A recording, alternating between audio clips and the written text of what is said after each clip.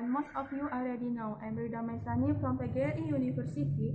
As you can see from the title of my presentation, today I like to speak about teaching vocabulary for students. The objective of my presentation is to present how to teach vocabulary. The main point to teach vocabulary. I will be using overhead projector and speak for about 6 minutes.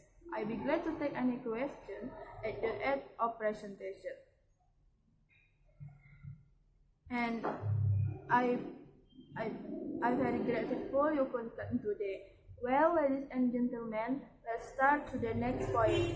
Nowadays, English is learned by all people in the world because English is international language. We have seen English language when we are in school, but we have a problem when we use English language. One of them is just like a vocabulary. Despite quite small pitch, they are very important to make a good structure. Ladies and gentlemen, we have now what is vocabulary according to Cameron. Vocabulary is about learning word, know that to words. Well, now I want to turn to the first technique, is pointing. As the teacher, we can use flashcard and PowerPoint presentation to show the item that we can. Teacher saw about all the things in the kitchen with PowerPoint presentation. This way make the student are easy to memorize the word based on picture. The second is sentence string. This can be done by writing a number of vocab that feel familiar to you, then arrange a story from the vocab. This method can be done both orally and in writing. When done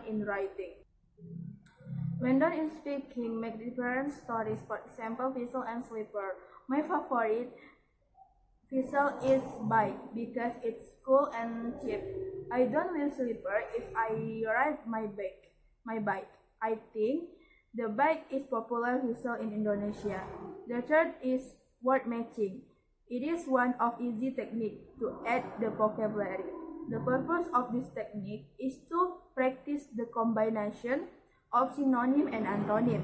As the teacher, we can prepare a list of words that are easy to find opposite word or synonym. You can see on the slide, I saw some list of antonym and synonyms such as hot, cold, big, little, and etc. We can also show the antonym and synonym word with picture to the student. The picture can make student understand. The teacher reads the word, prepare one by one with a relatively short time lag, and repeat by the student. To test the student, the teacher can ask students to write a question or word answer, depending on the teacher direction quickly. The example of synonym, the teacher said, what is the synonym of big? And then, if student who writes the equation and word resistance correctly is the winner.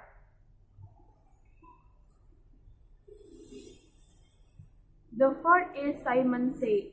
The purpose of this technique is to remember the vocabulary with the form of noun, material noun. Students are asked to stand in quickly, and the teacher explains the rule of the game. If the teacher mentions something beginning with Simon Says, then all students must follow the instruction. If it does not begin with the word Simon Says, then the student who follow the instruction must exit the game. Example, Simon Says, touch your nose. Simon Says, touch your ears. The last student who The fifth technique is blindfold. The purpose of technique is to describe the vocabulary with the shape of noun. Students are asked to close their eyes with a fruit or sauce that has been prepared. After our students are blindfolded, the teacher will give the prepared objects such as books, pencil, pen, etc. to teach students. Students are asked to describe this object. Student who successfully describe and guess the object correctly, he will get a reward or prize. Then the last technique is using the vocabulary again and again. After students have many vocabulary, they don't only memorize the words, but also they have to use the word to improve their vocabulary.